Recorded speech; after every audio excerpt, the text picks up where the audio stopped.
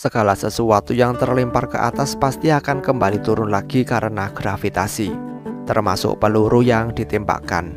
Tapi karena momentum dan kecepatan peluru yang tinggi, jika sebuah peluru ditembakkan ke udara, jarak yang bisa dijangkau pasti sulit dilihat dengan mata telanjang. Hal ini membuat kami bertanya-tanya kemana peluru itu menghilang. Kita harus ingat jika semua hal akan jatuh lagi ketika kehilangan momentumnya. Pertanyaannya adalah, kemana peluru yang ditembakkan langsung ke atas langit itu akan menghilang? Mencapai atmosfer atau ditabrak oleh pesawat? Check this out.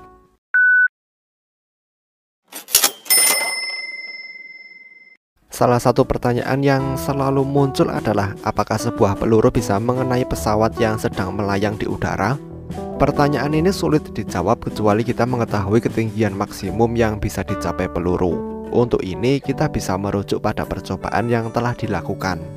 Seorang tentara bernama Mayor Julian Hatcher melaporkan dalam sebuah buku tahun 1947 yang berjudul Hatcher Notebook, jika sebuah peluru kaliber 0,3 inci jika ditembakkan lurus ke atas bisa mencapai ketinggian 9.000 kaki atau 2.743 meter dalam waktu 18 detik sebelum jatuh dengan kecepatan yang tinggi yaitu 91,4 meter per detik selama 31 detik. Studi yang lebih baru memberikan kesan jika proyektil tergantung ukurannya bisa mencapai ketinggian 10.000 kaki atau 3 km sebelum jatuh kembali ke bumi.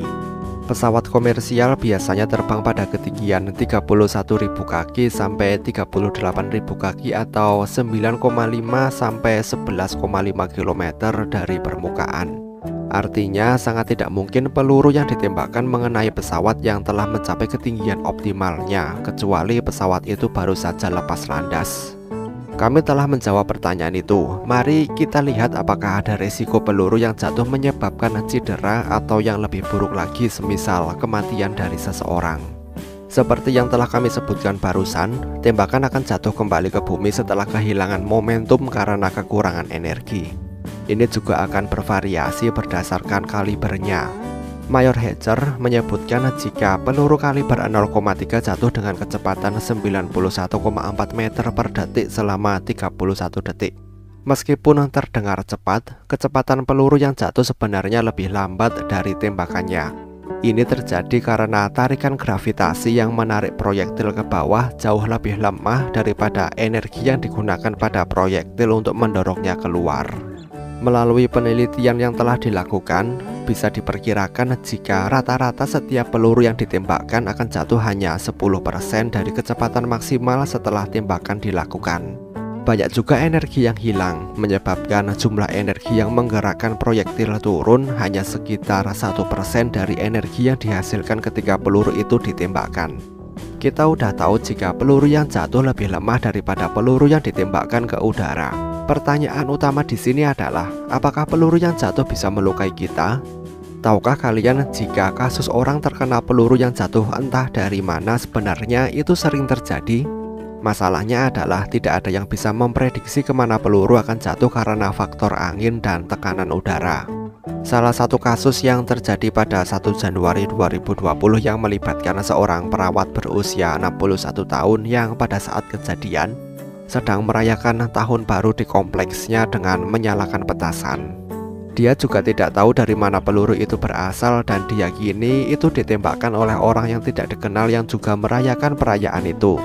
Investigasi polisi gagal menemukan petunjuk dan satu-satunya pernyataan yang bisa dibuat oleh polisi adalah jika penembaknya terlalu sulit untuk diidentifikasi.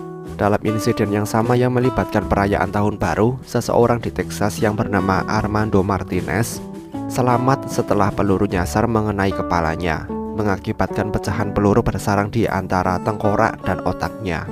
Dia diyakini terkena pecahan peluru kaliber 0,223 dan dia menggambarkan rasa sakit ketika peluru menghantam tengkoraknya. Itu seperti palu yang diayunkan tepat di atas kepalanya. Irak memiliki catatan tembakan ke udara yang sangat buruk. Dalam insiden tahun 2003, tembakan dilepaskan ke udara oleh pendukung anti Saddam Hussein untuk merayakan kematian dua ahli waris utama pemimpin itu, yaitu Uday dan Qusay. 20 orang tewas karena peluru nyasar yang jatuh dari langit.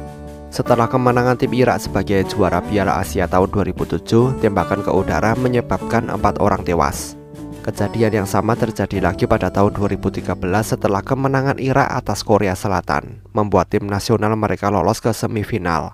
Dalam insiden ini, 4 orang tewas sementara 21 lainnya luka-luka.